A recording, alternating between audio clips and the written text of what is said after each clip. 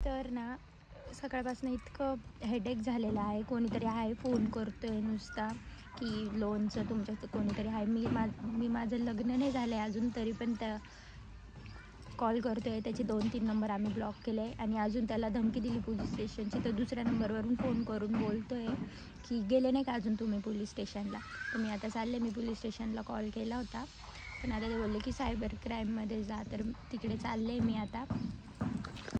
तर आजचा म्हणजे ब्लॉग करायचा होता मला, बट आजचा दिवस इतका टेन्शन आणि इतका याच्यात गेला ना की आजचा मला ब्लॉग करायलाच जमलं नाही. बट झालं असं काही, म्हणजे तुमच्यासोबतही घडू शकतं आहे.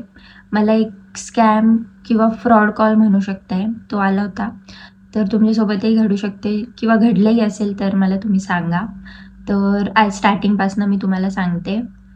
म्हणजे परवा म्हणजे मंडेला मला कॉल आला एक की तुमच्या हजबंडनी आमच्याकडनं लोन घेतलेलं आहे.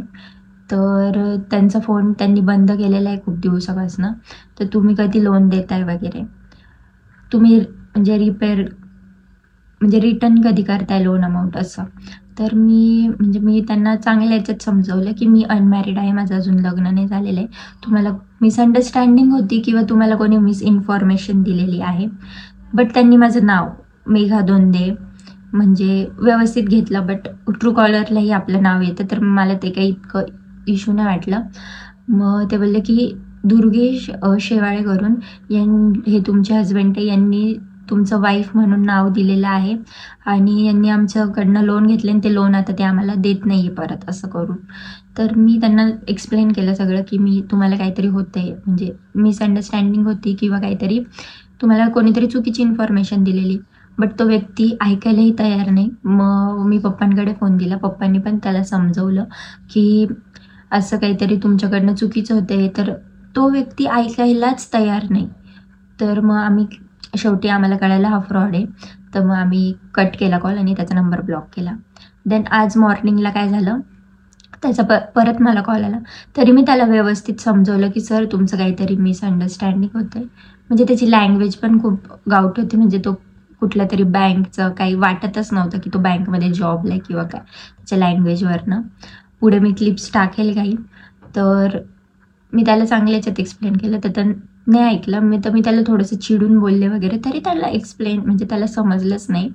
देन मी थोडंसं त्याला म्हणजे आता मी पण कितपर्यंत हँडल करू, कारण की जर समजा मी सांगते की मी अनमॅरिड आहे तरी तुमचा नवऱ्याने लोन ते शब्द ऐकून डायरेक्ट माझं म्हणजे स्थिती माझं हे राग यायला लागला मला खूप.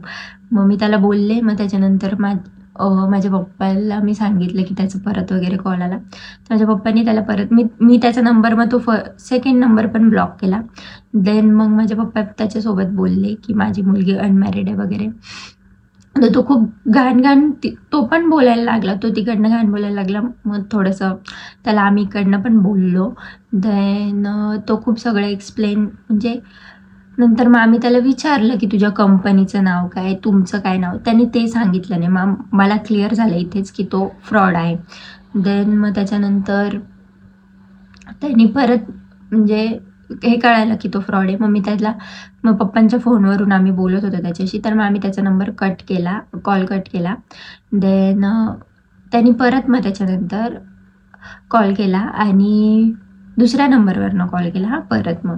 मग त्याच्यानंतर परत मला बोलायला लागला की तुम्ही म्हणजे आम्हाला बोलताय पण तुम्ही खरंच लोन घेतलं आहे आमच्या बँकमधनं, असं तसं हे ते तुमच्या हजबंडनी, तुम्ही त्यांना कॉल करून सांगा वगैरे.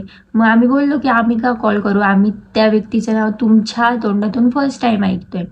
तरी तो ऐकायला तयार नाही. मग शेवटी आम्ही त्याला बोललो की आम्ही तुझी कंप्लेंट करतोय पोलीस स्टेशनमध्ये. तर तो व्यक्ती तिकडून बोलतोय की हा करा पोलीस कंप्लेंट करा, मला काही हे नाही, तुम्ही आमचे पैसे खाल्ले वगैरे असं तसं हे ते. देन मग मी बोलले की ही हड आहे. तर मग मी कट केला त्याचा कॉल. मग नंतर माझ्या पप्पांनी परत त्यांच्या फोनवरनं कॉल केला. तेव्हा मी तुम्हाला तुझी बायको हे करून लोन बिनसाठी फोन करतोय ना आम्हाला, तर आम्ही तुझी कंप्लेंट करतोय आता पोलीस स्टेशनमध्ये. तर पोलीस स्टेशनला ये आता. तू पोलीस स्टेशनला ये. तू कशाला त्रास देतोय आम्हाला बिनकामाचा? आमचं काय तुझ्या लोन जायचं तिथं मी जाणार मग लगेच चौकीमध्ये जाणार. हा जातोय ये तू ये. हा जा तुम्ही लगेच हा लगेच जा. ते दुर्गेशला बी बोलून घ्या, मला पण बोलून घ्या. हो ये तू ये. दुर्गेशला गेलता का पाणी ये म्हणून. ती काही सांगायला तयार नाही. आणि त्याला आम्ही अचानक कॉल केला तरी त्याला म्हणजे कळालं नाही की म्हणजे ते करत असतील फ्रॉड कॉल, म्हणजे त्याला कळालं नाही की कोणाचा कॉल आलेला आहे, म्हणून तो स्टार्टिंगला कसा बोलत होता. देन मग त्याच्यानंतर आम्ही त्याचा तोही नंबर ब्लॉक केला. म्हटलं की जाऊ दे काही पोलीस कंप्लेंट वगैरे, म्हणजे इतकं आम्ही कोण हेडेक घेत बसेल. तर मग आम्ही शांत बसलो, मी थोडी नॉर्मल झाले. देन परत त्याचा 4th नंबरवरनं कॉल आला. परत तो बोलतो की म्हणे तुम्ही कंप्लेंट नाही केली का माझी अजून, आमचे पैसे खाऊन बसले असं तसं करून. देन मग माझं हटलं इथलं डायरेक्ट. मग मी पोलीस स्टेशनमध्ये कॉल केला. त्याच्या आधीही आम्ही करत होतो सायबर याला कॉल 1930वरती, बट ते तिथे ये दबाव वो दबाव एवढंच चालू, कोणी मरेल पण तिथले सायबरवाले कॉल उचलणार नाही ऑनलाईन. देन मी पोलीस स्टेशनला कॉल केला. मग पोलीस स्टेशनमधनं सांगितलं गेलं की तुम्ही सायबरच्या पोलीस स्टेशनमध्ये जा. तर मग मी म्हटलं ठीक आहे चल जाऊ. मग मी माझ्या फ्रेंडला घेऊन तिकडे गेले. मग मी व्लॉग तेव्हा मी स्टार्ट केला घरातनं निघताना, बट मग नंतर मी व्लॉग व्लॉगच करायला मला जमलं नाही पुढे. मग व्हिडिओज काढायला मला म्हणजे खूप फ्रस्ट्रेशन झालं मला ह्या सगळ्या गोष्टींचं. मग मी गेले तिथे, फक्त विचारलं गेलं की काय झालं काय नाही. त्यानंतर मग मला बोललं गेलं की त्याचे नंबर्स ब्लॉक करा, अशा व्यक्तींचे म्हणजे कॉल म्हणजे उचलू पण नका. आणि त्यांनी काही OTP वगैरे सांगितला किंवा काय, आणि ब्लॉक करायला लावलं. व्हॉट्सअपला पण नंबर सेव्ह करून ब्लॉक करायला लावलं. आणि त्यानंतर माझा आवाज खूपच हे झाला आहे नाही का, दिवसभर मी खूप दमले करत. मग त्याच्यानंतर असं बोललं गेलं आणि फक्त रजिस्टरमध्ये माझं नाव नंबर त्या व्यक्तींनी म्हणजे काय केले काय झाले आणि त्याचे नंबर्स लिहून घेतले फक्त नंबर, बाकी काही म्हणजे दुसरं काही केलं गेलं नाही. आम्हाला बोलले की फक्त त्याचा तो कॉल आला तर मग तुम्ही ब्लॉक करा. आणि आपले असे नंबर कसे जातात, जसं की आपण काही म्हणजे लोन वगैरेचं काही आपण ॲप्लाय करतो कशासाठी तर तिथनं आपले नंबर घेतले जातात. बट मी जास्त काही कुठे ॲप्लाय केलंच नाही लोनसाठी, तर मग माझा नंबर कसं काय गेला मला तर हे म्हणजे नाही कळालं आहे अजून पण. तर मग हे सगळं असं झालं दिवसभर तिकडे. आम्ही फक्त रजिस्टरमध्ये माझं नाव आणि नंबर आणि त्या व्यक्तीचा नंबर लिहायला गेलो. घरी आलो, काहीच झालेलं नाही, काही ॲक्शन पण नाही घेतली. वरतून असं बोललं गेलं की कोणी पण कोणाला फोन करू शकते. इट्स ओके, चला आता जर त्याचा कॉल आला तर मी तर आता त्या व्यक्तीचा कॉल आला तर मी त्याचा नंबरच ब्लॉक करेल, म्हणजे त्याचा आवाज ऐकूनच नंबर ब्लॉक करेल डायरेक्ट.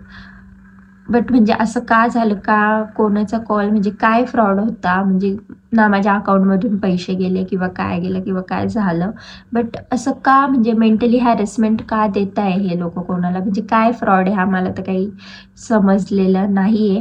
ठीक आहे, कोणी जर दुसरी व्यक्ती असती तर ते घाबरून बोलले असते किंवा की पैसे सेंड करून दिले असते किंवा काय, मला तर काही म्हणजे समजलं नाही की का कॉल केला. मला फक्त एक फ्रस्ट्रेशन द्यायला दिवसभर, मला तर काहीच समजलं नाही. तो व्यक्ती खूप विचित्र बोलत होता आणि मेन म्हणजे आयफोनमध्ये रेकॉर्डिंग होत नाही, त्यामुळे मग मला रेकॉर्डिंग करता नाही आले. बट जेव्हा पप्पांनी त्यांच्या फोनवरनं कॉल केला तर मी तेव्हा थोडीफार रेकॉर्डिंग केलेली होती, बस. बाकी मला तर काहीच कळालं नाही. आणि जर तुम्ही व्हिडिओ इथपर्यंत बघितला असेल तर तुम्हालाही असं फ्रॉड कॉल आला असेल तर मग नक्कीच मला कळवा.